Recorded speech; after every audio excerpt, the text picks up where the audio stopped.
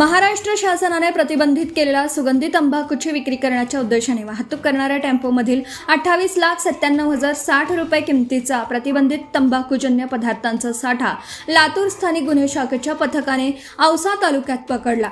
या कारवाईत 11,50,000 रुपये किमतीचा आयशर टेम्पो जप्त करण्यात आला असून वाहनासह एकूण 40,47,060 रुपयांचा मुद्देमाल पोलिसांनी हस्तगत केला। या प्रकरणी तेलंगणा राज्यातील दोघांना ताब्यात घेऊन त्यांच्या विरुद्ध औसा पोलीस ठाण्यात गुन्हा दाखल करण्यात आला।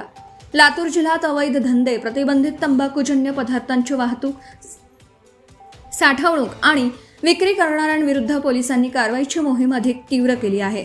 त्याच अनुषंगाने स्थानिक गुन्हे शाखेचे पोलीस निरीक्षक श्री बावकर यांच्या मार्गदर्शनाखाली पथकाने 25 जुलै रोजी पहाटे सुमारे 4:10 सुमारास लांबजना ते तुळजापूर टी पॉइंट मार्गे एका आयशर टेम्पोमधून गुटखा आणि सुगंधी तंबाखू विक्रीसाठी नेण्यात येत असलेला आयशर टेम्पो TS12 UE 4190 चालकासह 2 इसमांना ताब्यात घेण्यात आला। त्यांच्याकडे चौकशी केली असता त्यांनी आपली नावं मोहम्मद शेरू मोहम्मद सलीम आणि रहीम इस्माईल शेख वय वर्ष 26 असे सांगितले। टेम्पोमध्ये कोणता माल आहे याबाबत समाधानकारक माहिती न दिल्याने पोलिसांनी वाहनाची झडती घेतली। झडती दरम्यान टेम्पोमध्ये महाराष्ट्र शासनाने प्रतिबंधित केलेला सुगंधी तंबाखूचा मोठ्या प्रमाणात साठा आढळून आला।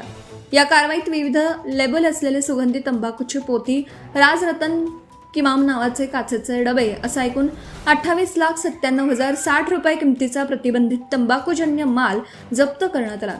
याशिवाय तस्करीसाठी वापरण्यात आलेला आयशर कंपनीचा टेम्पो क्रमांक TS12 UE 4190 अंदाजे 11,50,000 रुपये किमतीचा असा एकूण 40,47,060 रुपये किमतीचा मुद्देमाल पथकाने जप्त केला। या प्रकरणी औसा पोलीस ठाणे गुन्हा क्रमांक 420/2026 कलम 123 275 223 35 भारतीय न्याय संहिता अन्वये गुन्हा दाखल करण्यात आला। दोनही आरोपींना ताब्यात घेण्यात आलं असून हा प्रतिबंधित तंबाखूजन्य माल कोठून आणण्यात आला, कोणाच्या सांगण्यावरून वाहतूक केली जात होती याचा पुढील तपास औसा पोलिसांकडून करण्यात येत आहे। Subscribe now and press the bell icon. Never miss an update.